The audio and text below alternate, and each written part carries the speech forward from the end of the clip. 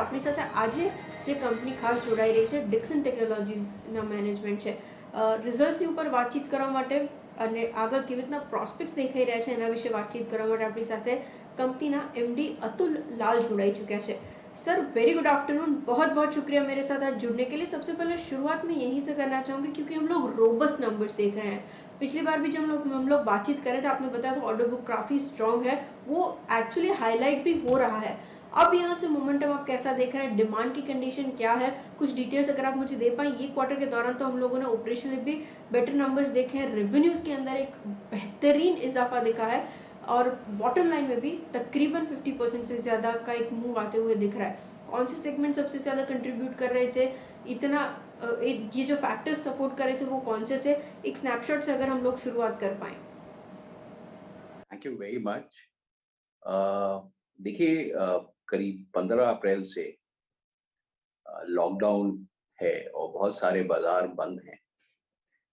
उसकी वजह से डिमांड पे और प्रोडक्शन पे भी इम्पैक्ट है,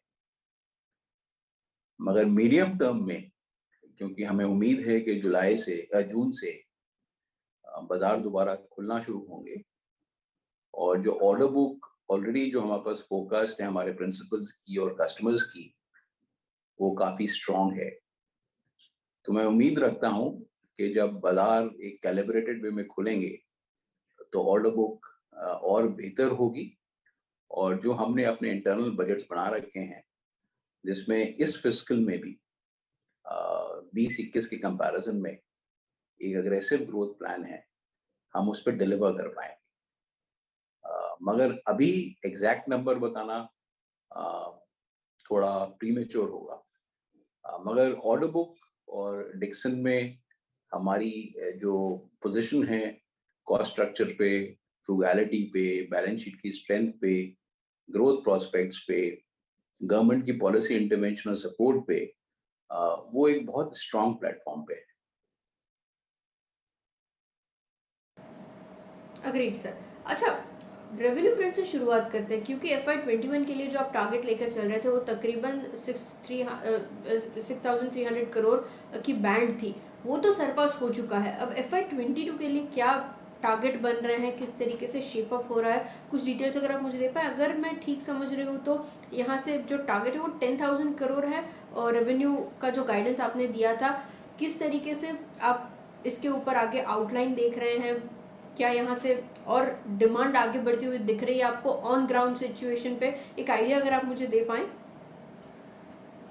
देखिए, हमने एक अग्रेसिव ग्रोथ टारगेट 10,000 करोड़ के ऊपर का रेवेन्यू टारगेट रखा है, जो अभी पिछले 2 महीने से पैंडेमिक की वजह से और पैंडेमिक की सेकेंड वेव की फ्रोसिटी बहुत ज़्यादा है फर्स्ट वेव से, और अभी वो रूरल मार्केट में भी पेनिट्रेट करी है, मगर उसके बावजूद मैं ये गाइडेंस मेंटेन रखता हूँ और मुझे उम्मीद है कि हम इन नंबर्स पर डिलीवर करेंगे। Okay, agreed sir. अच्छा, एक चीज़ जो मुझे डिस्कस करनी थी, मैंने काफ़ी बाकी सारे इंडस्ट्री के जो भी प्लेयर्स हैं उनसे भी मैं बातचीत कर रही थी। कमोडिटी के प्राइस का इम्पैक्ट अक्रॉस द इंडस्ट्रीज रहा है, जिस तरीके से वेरिएंटली हम लोग बढ़ते हुए देख रहे हैं। आपके लिए ये क्वार्टर कैसा रहा, क्योंकि हम लोग ऑपरेशनली तो नंबर्स बेटर देख रहे हैं लेकिन मार्जिन्स में थोड़ा बहुत एक्सपेक्टेशन से लोअर साइड पर आता हुआ दिखा है, क्या यही वजह थी?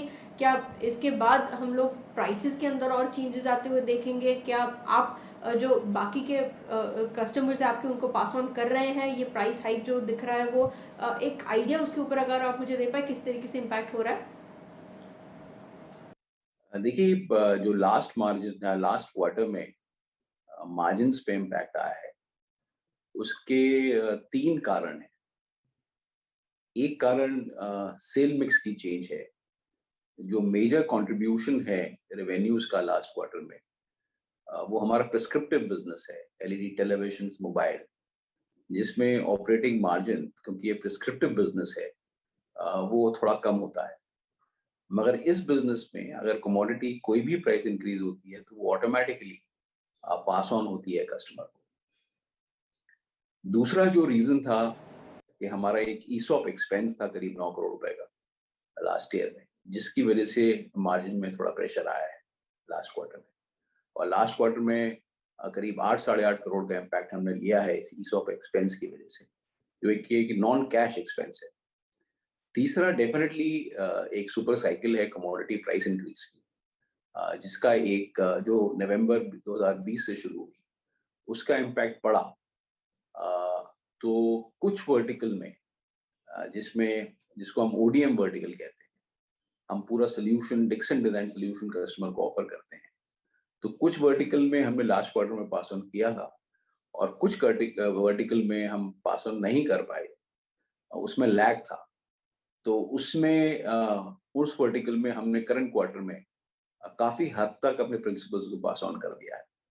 सो आप सही कह रही हैं, मगर इन 3 रीजंस की वजह से मार्जिन पे फर्क पड़ा है लास्ट क्वार्टर।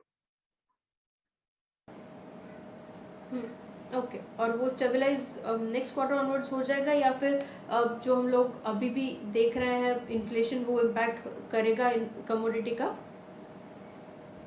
नहीं, मुझे लगता है कमोडिटी इंक्रीज का जो इम्पैक्ट था वो तो पास ऑन हो जाएगा, मगर ओवरऑल सेल पे क्योंकि लॉकडाउन है इम्पैक्ट आएगा। तो देखिए फाइनेंशियल इस क्वार्टर में कैसे निकलते हैं, मगर कमोडिटी का इंक्रीज पास ऑन हो जाएगा। और मुझे ऐसा भी लग रहा है कि अब कमोडिटी प्राइसिंग थोड़ी स्टेबल हो रही है। मैं उम्मीद रखता हूँ कि स्टेबिलिटी बनी रहेगी। Okay, agreed. अगर बात करें मोबाइल और ईएमएस सेगमेंट आपका जो है ईयर ऑन ईयर बेसिस पे पिछले साल के मुकाबले यहाँ पे सबसे बेहतरीन ग्रोथ हम लोगों ने देखी है। अब यहाँ से एक चीज़ जो मैं समझना चाह रही थी, पीएलआई स्कीम से कितना आया है, ये बाइफिकेशन अगर आप मुझे शेयर पर कर पाएं, किस तरीके से विजिबिलिटी अप टर्न आउट हो रही है, कुछ डिटेल्स अगर आप मुझे दे पाएं। तो हमने अपनी नई फैक्ट्री पीएलआई स्कीम के जब हमें अप्रूवल ग्रांट हुआ, उस पे काम शुरू करा और नई फैक्ट्री स्टैब्लिश करी। इस फैक्ट्री में commercial production February and early मार्च में ऑलरेडी शुरू हो चुकी है। जो हमारी थ्रेशोल्ड इन्वेस्टमेंट्स की कमिटमेंट थी पहले साल में, वो इन्वेस्टमेंट कमिटमेंट पूरी हो पाई, मगर रेवेन्यू टारगेट नहीं हम मीट कर पाए। मगर हमें पूरी उम्मीद है कि करंट ईयर में हम बोथ इन्वेस्टमेंट और रेवेन्यू टारगेट को मीट करेंगे, और एक अपवर्ड सीलिंग जो सरकार ने रखी हुई है 4,000 करोड़ की, उसको पूरी तरह मीट करने की कोशिश करेंगे इस साल में। और एक बहुत बड़ा रेवेन्यू ग्रोथ जंप आएगा हमारे ओवरऑल बिजनेस में मोबाइल पीएलआई की वजह से।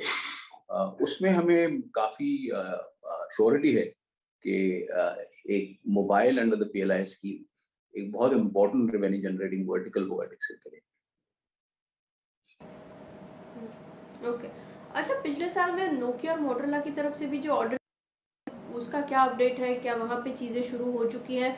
कब तक ये ऑर्डर्स हम लोग फ्रुक्टिफाई होते हुए देख पाएंगे? और इस क्वार्टर के दौरान अगर ऐसे कुछ नए और बड़े ऑर्डर्स आपने ऐड ऑन किए हैं?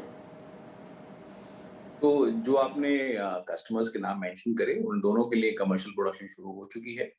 बल्कि हमारे एक एंकर कस्टमर के लिए तो एक्सपोर्ट भी अब शुरू होने वाली है। हाँ, हम नए कस्टमर के साथ काम कर रहे हैं, और एक नया बड़ा कॉन्ट्रैक्ट एक्सपोर्ट के लिए मोबाइल का, वो अभी अ, इस करंट मंथ में जून में हमें उम्मीद है कि हम फाइनलाइज करेंगे, और उसकी कमर्शियल प्रोडक्शन नेक्स्ट क्वार्टर में शुरू होगी। Okay, agreed sir. और बाकी segments, in that case consumer durable segment में यहाँ से विजिबिलिटी कैसे दिख रही है आपको? क्योंकि वहाँ पे भी जो बाकी के सेगमेंट के कंपैरिजन में हम लोग ग्रोथ देख रहे हैं, वो थोड़ा कम रहा है। कुछ डिटेल्स अगर आप मुझे दे पाएं। देखिए, जो हमारा एलईडी टीवी का सेगमेंट है, उसमें बहुत रोबस्ट ग्रोथ रही है। उसमें तो करीब हम 21 लाख से 27 लाख पे पहुंचे हैं। पहले 2-3 महीने के लॉकडाउन के बावजूद जो वॉशिंग मशीन का सेगमेंट है, उसमें करीब 11% की ग्रोथ है, कि 8 लाख मशीनों के जो हमने 19-20 में करी थी, 20-21 में 8,90,000 करी। तो वो भी एक अच्छी ग्रोथ है, क्योंकि अप्रिशिएट करिए कि लास्ट ईयर में पहला क्वार्टर तो ऑलमोस्ट कंप्लीट वॉश आउट था। उसके बावजूद इस तरह की ग्रोथ कंज्यूमर ड्यूरेबल्स और कंज्यूमर इलेक्ट्रॉनिक्स में आई है, जिसको मैं काफ़ी एक अच्छी परफॉर्मेंस मानता हूँ।